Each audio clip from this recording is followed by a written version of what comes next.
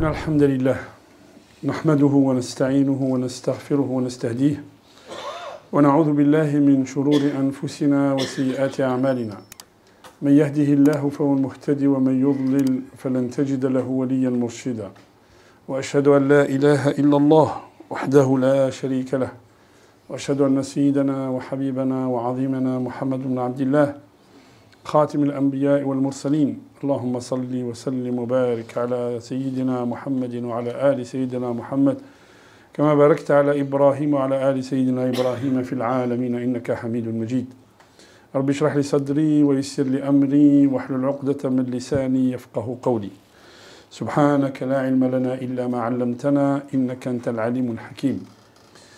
Juste avant de commencer la khutbah, Inch'Allah,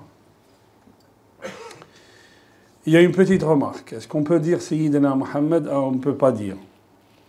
Alors, Rasul sallallahu alayhi wa sallam dit Ana Sayyidu waladi Adam wa la fakhr. Je suis le sieur des enfants d'Adam wa la fakhr. Sans ostentation et sans aucun orgueil. Donc, est-ce qu'on peut dire Sayyidina Muhammad? Naam, bien sûr qu'on peut dire Sayyidina Muhammad.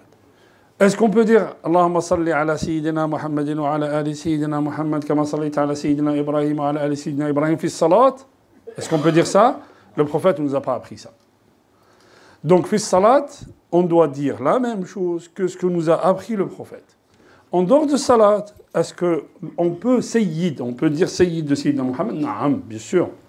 Sayyidina Muhammad wa ala ali Sayyidina Ibrahim. Ça, c'était juste une petite remarque d'entrée. اليوم إن شاء الله أيها الإخوة سنتدارس قرآننا. On va essayer de comprendre quelques éléments de notre Coran.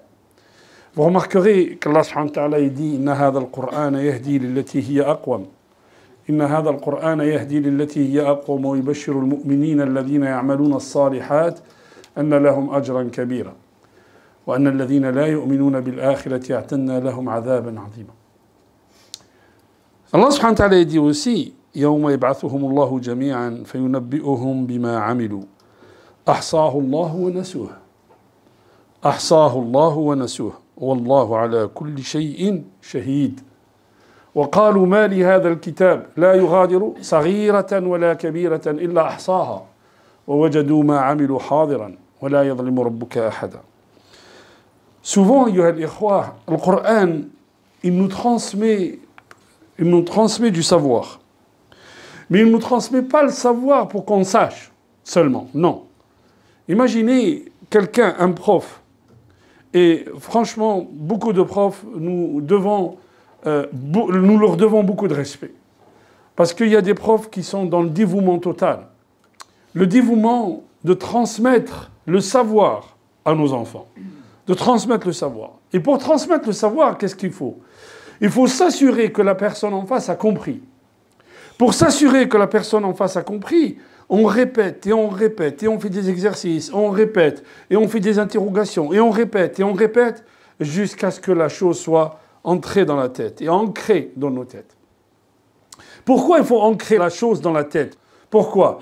Parce que si la chose s'ancre, il y a du travail derrière. Si on doit impliquer un théorème, si demain je suis un ingénieur, je vais l'appliquer parce que je l'ai bien appris, bien compris. Et Allah subhanahu wa ta'ala fait le Coran, il nous répète. Allah subhanahu wa ta'ala, il nous répète l'histoire de Banu Israël. Et il nous dit, attention, vous pensez que parce que vous êtes musulmans, vous êtes les meilleurs du monde, jamais de la vie. Hein? Allah subhanahu wa ta'ala, yataqabbalu min al-muttaqin. C'est pas parce que tu t'appelles Mohammed ou Ahmed que toi tu vas rentrer au paradis et les autres ils vont aller en enfer. Oublie ça. Oublie. Pourquoi? Il y a des gens qui ont été les compagnons, astaghfirullah, qui ont été l'oncle du prophète. Et Allah il dit il va rentrer en enfer. L'oncle du prophète il va rentrer en enfer. Donc Allah sallallahu alayhi wa sallam il disait Fatima, i'mali ya Fatima. Il faut que tu œuvres pour toi-même. Parce que devant Allah je ne pourrai rien. Donc dire que je suis musulman parce que je viens à la mosquée et juste derrière, Allah subhanahu wa ta'ala, il nous dit, vous connaissez le hadith, Abdi maristu wa lam tazurni. Quand Allah subhanahu wa ta'ala dans le hadith al-Qudusi, il dit j'étais malade et tu n'es pas venu me rendre visite. L'ulama, où est-ce qu'il le place ce hadith? Il le place fi shama'il. Comment tu dois être dans la société? comment nous, on doit être dans la société. Autrement dit, as-salat, c'est un bouclier contre les turpitudes et le blâmable. As-salat, bidatiha, inna as-salata, c'est fa'il, c'est le sujet. As-salat, tanha anil fahsha'i wal munkar. Donc, as-salat, elle doit nous amener à être un élément de bienfaisance dans la société, un élément acteur dans la société. Pas je vois le mal et je ferme les yeux, je ne dis rien. Non, acteur dans la société. Quand quelqu'un est dans le besoin, j'y vais pour l'aider. Je mets des choses en place pour réformer la société. Et je dois me battre pour ça. Si je me contente seulement de manger et de boire, Allah subhanahu wa ta'ala dit. Pourquoi Allah subhanahu wa ta'ala donne l'exemple de l'an'am? L'an'am, on les amène à l'abattoir, ils ne posent même pas la question. On va les égorger, ils ne posent même pas la question, ils suivent. Ils suivent.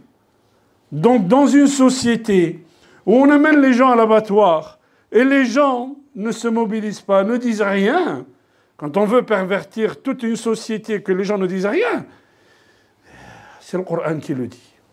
Donc le Coran, quand il répète, ça ne vient pas comme ça. C'est pour qu'on mette en place ces choses-là. Allah subhanahu wa ta'ala, quand il parle de Pharaon, pourquoi il nous parle de Pharaon et Moussa? As-sira' bayna al-haqq wal-batil. Tout ce conflit, tout ce combat entre le bien et le mal. Et Allah, il cite Pharaon sans le citer, bien sûr, sans donner son nom. Et quand vous faites des égyptologies, on vous dit les familles Pharaon, les familles de Pharaon, il y en a plus de 23, plus de 26, je crois. Et à chaque fois, il y a une nouvelle famille, ça se suit, ça se suit. Et Allah, il n'a pas cité. On dit que c'est Ramsès II, on ne sait pas. Allah, il a dit Pharaon. Pharaon, c'est une entité. Une entité qui représente la tyrannie. Une entité qui dit quoi? Qui représente la tyrannie, l'injustice, l'orgueil. C'est ça, Pharaon.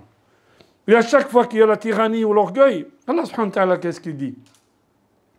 فإن جاءتهم الحسنة يقولوا لنا هذه وإن تصبهم سيئة يطيروا بموسى ومن معه. À chaque fois qu'il y a un bien dans la société, ils disent ça c'est parce que c'est nous, parce que nous on gère bien, parce que nous on sait gérer, parce que nous on est savants, parce que nous on est une civilisation, parce que ceci et cela. Et dès qu'il y a un mal qui se passe, c'est quoi? Yattayyaru bi Moussa. C'est quoi le tatayyur? C'est la superstition. Il dit c'est à cause de Moussa qui nous a ramené une nouvelle façon de vivre, une nouvelle religion, une nouvelle ceci, une nouvelle cela. À chaque fois qu'il y a quelque chose de bien dans la société, c'est parce que nous sommes une société civilisée. Mais quand il y a quelque chose qui n'est pas bien dans la société, ces migrants, hein, ils nous ont ramené les punaises. Allah subhanahu wa ta'ala dit dans le Coran, فَأَرْسَلْنَا عَلَيْهِمُ الْجَرَادَ وَالْقُمَّلَ وَالضَّفَادِعَ وَالدَّمَ آيَاتٍ مُفَصَّلَاتٍ. Pharaon, il prenait un verre pour boire de l'eau, c'était du sang.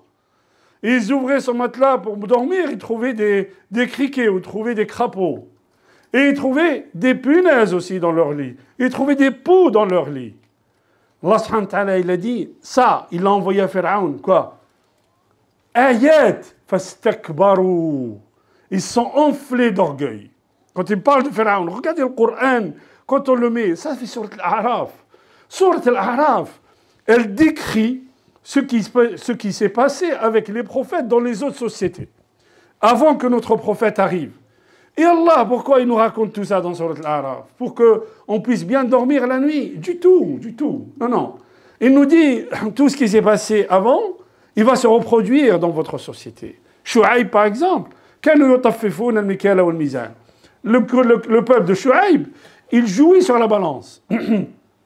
Aujourd'hui, toutes les perversités qui étaient dans les sociétés précédentes, qu'Allah a racontées dans la Bible hébraïque, dans le Coran, on les retrouve aujourd'hui, dans notre société. Et Allah il nous dit, regardez, lisez ce qu'a fait Pharaon, comment Allah subhanahu wa ta'ala l'a sanctionné. وَلَقَدْ أَخَذْنَا آلَ فِرْعَوْنَ بِالسِّنِينَ. Vous savez ce que c'est Sinin? Dans le Coran, quand il dit Sana, c'est une année de disette. Quand il dit Am, c'est une année d'opulence. Et sur Yusuf, قال تزرعون 7 سنين دأبا فما حصدتم فذروه في سنبله إلا قليلا مما تحسنون. بعد qu'est-ce qu'il dit? ثم يأتي من بعد ذلك عام فيه يغاث الناس. Donc l'âme, c'est une année d'opulence. Sinin, c'est les années de crise, les années de disette. وَلَقَدْ أَخَذْنَا آلَ فِرْعَوْنَ بِالسِّنِينَ. La crise économique. Allah, il le dit dans le Coran. Donc à chaque fois qu'il y a une tyrannie, qu'il y a une injustice, il y a une crise économique, effectivement. Quand on pense qu'on est au-dessus des gens, qu'il y a des gens qui n'ont pas le droit de vivre, ou qu'on méprise certaines catégories de la société, Allah subhanahu wa ta'ala appelle ça une injustice. Et Allah, il a décrit comment il traite l'injustice sur le Coran. Ça, il faut qu'on le comprenne, nous. Et il ne faut pas qu'on... on est tranquille, il n'y a pas de problème, ça ne m'a pas touché. Moi, je vais continuer à faire mes courses, tranquille. Je remplis le coffre, je rentre à la maison, je remplis le frigo, je regarde mon match, puis voilà. Non, ça ne se passe pas comme ça. Allah subhanahu wa ta'ala ne nous a pas créés pour ça. Il ne nous a pas créés comme l'an'am. Je voulais m'arrêter aujourd'hui sur un sujet dans le Coran. Allah subhanahu wa ta'ala, dans Sourate al-Mujadala, il dit, ou al-Mujadila, قد سمع الله قول التي تجادلك في زوجها وتشتكي إلى الله والله يسمع تحاوركما إن الله سميع بصير الذين يظهرون منكم من نسائهم ما هن أمهاتهم من أمهاتهم إلا اللائي ولدنهن وإنهم ليقولون منكرا من القول وزورا وإن الله لعفو غفور. Cette haditha, cette histoire est arrivée à l'époque du prophète sallallahu alayhi wa sallam. Il y a une femme qui vient voir le prophète. Et elle lui dit, à Rasulallah, regarde ce qu'il m'a dit.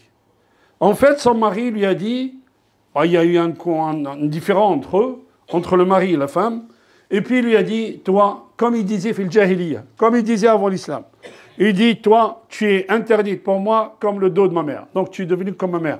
Tu n'es plus licite pour moi. Elle vient voir le prophète sallallahu alayhi wa sallam. Dit à Rasulallah, regarde ce qu'il m'a dit. Le Rasul sallallahu alayhi wa sallam dit, Wallahi ma arahu illa tallaqaki. Je ne vois qu'il t'a divorcé.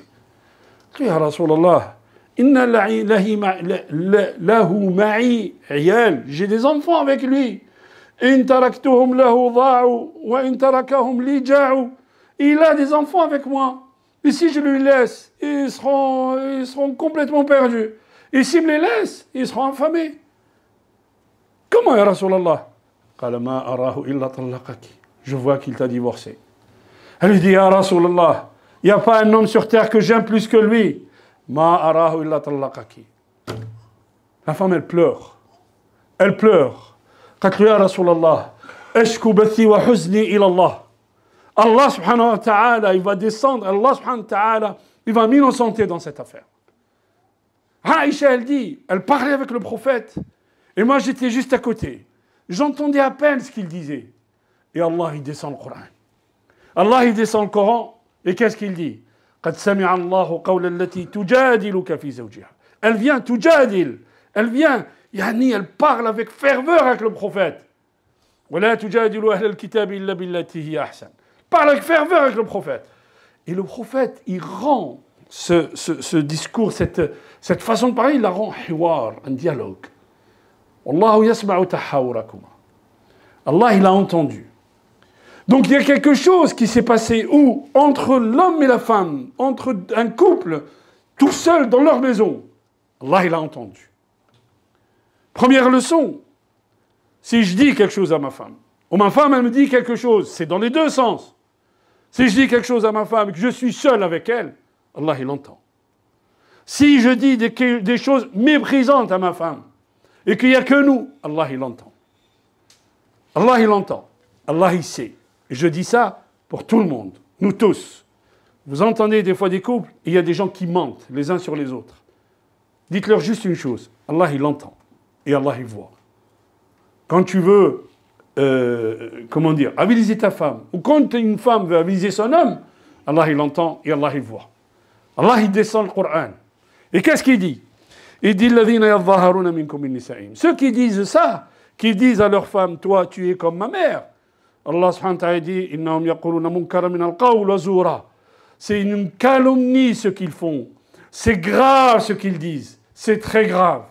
Et ce qu'il a fait, Allah subhanahu wa ta'ala, il ne l'acceptera pas. Et ça, c'est pas un talaq.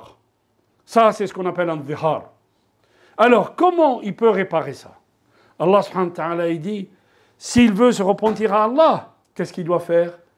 Soit il libère un esclave, soit il jeûne pendant 60 jours. Regardez bien, il jeûne pendant 60 jours. min qabli an yatamassa. Il n'a pas le droit. Et 60 jours, vous savez ce que c'est? C'est-à-dire il doit se jeûner pendant 50 jours, 54 jours. Et si un jour il coupe, il doit recommencer de zéro. Nous voyons que dans le Coran, à chaque fois qu'il faut s'amender, qu'il faut expier un péché, qu'est-ce qu'il faut? Soit nourrir un pauvre, soit libérer un esclave. Alors la libération d'esclaves n'existe pas dans les autres cultures. Hein. Si vous connaissez une autre culture qui nous dit pour expier un péché, vous libérez un esclave, dites-le moi. Okay? Quand on a discuté avec quelqu'un, il dit Abraham Lincoln a mis fin à l'esclavage. Oui, mais il avait lui-même, quand il a mis fin à l'esclavage, il avait 300 esclaves dans ses plantations. Lui-même, il avait 300 esclaves dans ses plantations. C'est un autre sujet dont on parlera une autre fois, Inch'Allah. Allah subhanahu wa ta'ala dit tahrir ou raqaba. Et regardez bien, Allah subhanahu wa ta'ala dit raqaba. Comme fi zakat ou fi riqab. ماذا قال العلماء في الرقاب؟ الرقاب, c'est ça, c'est le coup.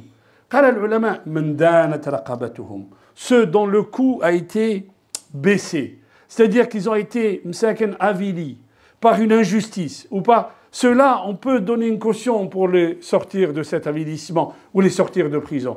Vous imaginez l'islam, comment il traite les pauvres dans cette société? Vous savez, Surat al-Nisa, elle a un autre nom. Elle a Surat al-Talaq al-Kubra, un autre nom. C'est le grand divorce. Elle a un autre nom. Surat al-Du'afa. Dans Surat al-Nisa, Allah subhanahu wa ta'ala, il parle de quoi? Il parle de Nisa, il parle des femmes, et il parle des orphelins. Du'afa. Et dans Surat al-Nisa, Allah il définit tout ce qu'il a donné aux femmes en héritage. Et qu'on ne vienne pas nous dire que l'islam a maltraité la femme en héritage. Ceux-là, ils n'ont jamais étudié l'héritage en islam et ils n'ont jamais connu ce que c'est l'héritage en islam. Allah subhanahu wa ta'ala descend le Coran et dit, celui-là qui a fait ça, il doit jeûner pendant 60 jours. Nous avons le même exemple. De l'autre côté, le prophète sallallahu alayhi wa sallam, il te dit, si tu jeûnes le ramadan, si tu jeûnes pendant le mois de ramadan, et tu casses ton jeûne, sans excuse, comment tu vas expier le jeûne? Tu dois jeûner 60 jours. Tu dois jeûner 60 jours. Pourquoi Allah subhanahu wa ta'ala, et ça, j'aime bien vous rappeler, dans cette mosquée, un jour, notre cher imam a fait Salat al-Maghrib, et puis il a lu l'ayat 89, l'ayat 89 de Surat al-Ma'ida.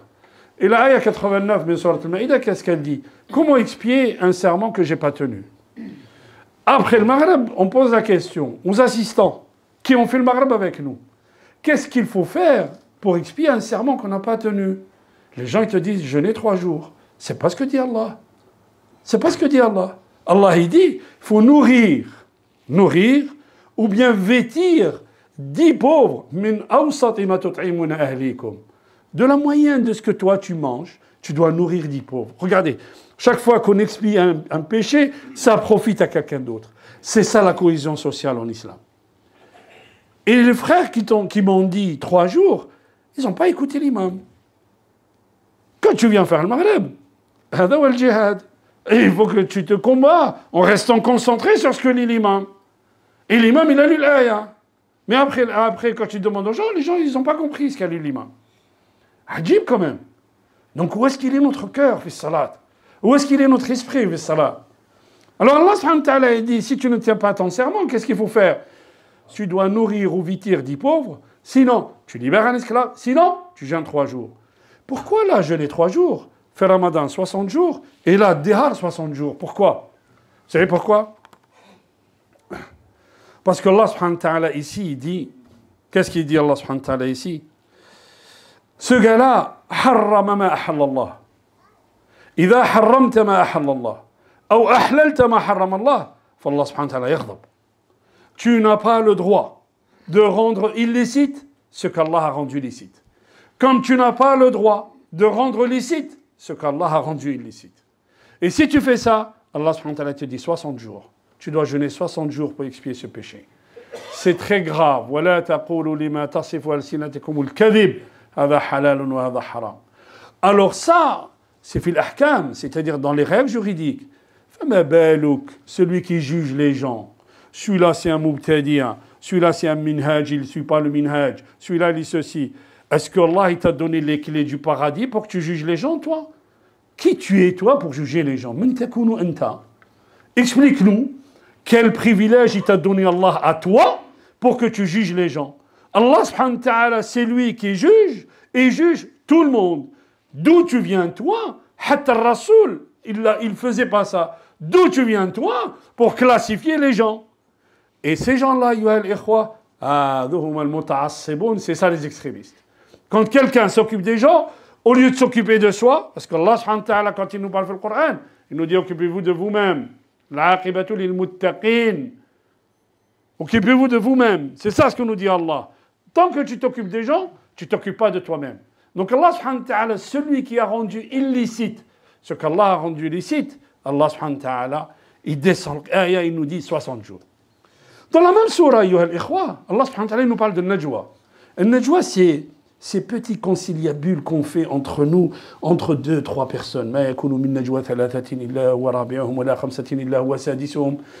ta'ala dit à chaque fois qu'il y a 3 qui font des complots comme ça entre eux, ils sont 3, Allah c'est le 4e. Ils sont 4, Allah c'est le 5e. Allah subhanahu wa ta'ala nous parle de ça. Mais il ne descend pas, il dit, Allah il le voit, Allah il l'entend. Mais il n'y a pas de règle juridique concernant ces gens-là. Allah il parle de l'munafiqin ici. Mais il ne descend pas de règle juridique. Il parle d'un problème dans le couple, il descend une règle juridique. Pourquoi? Simplement, Allah subhanahu wa ta'ala il connaît leur complot. Il nous dit, il connaît leur complot. Laisse-les, Allah subhanahu wa ta'ala va s'en occuper. Par contre, la famille, c'est primordial, c'est important. Il n'y a pas quelque chose sur le Coran qui est détaillé comme le science de la famille. Allah subhanahu wa ta'ala, il a parlé de zawaj, il a parlé de talaq, il a parlé de zawaj, le mariage, le divorce, l'héritage, l'éducation des enfants, l'allaitement des enfants, l'éducation des enfants, le respect des parents. Il a parlé de tout ça sur le Coran. Il a codifié les relations entre le couple. Pourquoi? Parce que le couple, la petite famille, qui fait la grande famille, c'est la base de la société. Et la perversion aujourd'hui veut détruire la famille. Quand on détruit la famille, on détruit la société. Si on se laisse faire, si on laisse pervertir nos enfants de 4 et 5 ans, demain les enfants seront psychologiquement atteints par cette théorie qui veut pervertir nos enfants. Mais surtout, ne dites rien. Alhamdoulilah, tout va bien. Surtout, il ne faut pas bouger. Ne dites rien. Sinon, on va vous enlever vos enfants. Sinon, vous n'allez plus à l'école. Eh bien, tant pis. Mais jamais tu m'enlèveras mes enfants. Mais je ne te laisserai pas pervertir mes enfants. Je ne te laisserai pas expliquer. Quelqu'un a expliqué aux générations précédentes comment un homme et une femme, ils sont dans une relation intime. Quelqu'un a expliqué ça? Ça, c'est de la fitra. Fitra. Allah subhanahu wa ta'ala a fait comprendre ça à chaque être humain. Allah subhanahu wa ta'ala nous a donné des leçons dans des... Regardez quand le Coran il parle de ces choses-là, kinaya, c'est toujours une métaphore. Toujours, kinaya. Toujours. Comment on veut pervertir la société? Et regardez comment Allah subhanahu wa ta'ala, il donne une application de comment respecter les règles et comment codifier les règles dans un couple. Alors, les gens, ils vont... Parce que quand on a discuté de ça un jour, il y a un frère, il me dit, et si c'est la femme qui dit ça? Ben c'est pareil, frère. C'est pareil. Tu n'as pas le droit de mépriser ta femme, comme elle n'a pas le droit de te mépriser. Et le Code civil, qu'est-ce qu'il dit? Un couple, on se doit soutien. Dans un couple, les 2 membres du couple, la femme et l'homme, se doivent de se soutenir et d'être présents l'un pour l'autre. Et c'est ça, la famille. Mais qu'est-ce que... En fait, les gens qui veulent pervertir la société, ils vont à l'encontre de la Constitution, à l'encontre du Code civil. C'est très grave ce qui se passe, les frères. Très, très grave. Mais surtout, nous... Alors, ils font des établissements pilotes pour essayer, pour essayer de répandre leur perversité. Mais nous, il ne faut pas qu'on se taise. Mais vraiment, il ne faut pas qu'on se taise. C'est très grave ce qui se passe. On ne peut pas laisser faire. Sinon, écoutez... Allah subhanahu wa ta'ala yudhibkum, comme ça il a dit. In yasha yudhibkum wa ya'ti biqawmin jadid wa ma dhalika 'ala Allah bi'aziz. اللهم اجعلنا من الذين يتبعون القول فاتبعون احسنه. قولوا قولي هذا واستغفر الله لي ولكم فاستغفروه يغفر لكم انه هو الغفور الرحيم. بسم الله والحمد لله والصلاه والسلام على رسول الله. اللهم إني داع فأمنوا. اللهم اهدنا فيمن هديت وعافنا فيمن عافيت وتولنا فيمن توليت وبارك لنا فيما أعطيت وقنا شر ما قضيت إنك تقضي ولا يقضى عليك إنه لا يذل من وليت ولا يعز من عديت تباركت ربنا وتعاليت يا ذا الجلال والإكرام. اللهم اقسم لنا من خشيتك ما تحول به بيننا وبين معصيتك ومن الطاعات ما تبلغنا به جنتك، ومن اليقين ما تهون به علينا مصائب الدنيا، ومتعنا اللهم بأسماعنا وأبصارنا وأبداننا أبدا ما أحييتنا، واجعله الوارث منا، واجعل ثأرنا على من ظلمنا، وانصرنا على من عادانا، ولا تجعل الدنيا أكبر همنا ولا مبلغ علمنا، واجعل الحياة زيادة لنا في كل خير، واجعل الموت راحة لنا من كل شر. أيها الإخوة, il y a une sœur de 21 ans qui est décédée ce matin. La famille demande le dua. Allah subhanahu wa ta'ala, Allahumma ighfir laha warhamha wa akrim nuzulaha wa ba'id baynaha wa bayna khatayaha kama ba'adta bayna al-mashriq wal maghrib. Allahumma la taftinna ba'daha wa la tahrimna ajraha. اللهم نقها من خطاياها كما ينقى الثوب الأبيض من الدنس. اللهم أبدلها دارا خيرا من دارها وزوجا خيرا من زوجها. اللهم إنك عفو كريم تحب العفو فاعف عنها يا رب العالمين. عباد الله, إن الله يأمر بالعدل والإحسان وإيتاء ذي القربى وينهى عن الفحشاء والمنكر والبغي يعظكم لعلكم تذكرون ولذكر الله أكبر والله يعلم ما تصنعون. وقوموا إلى صلاتكم بارك الله فيكم.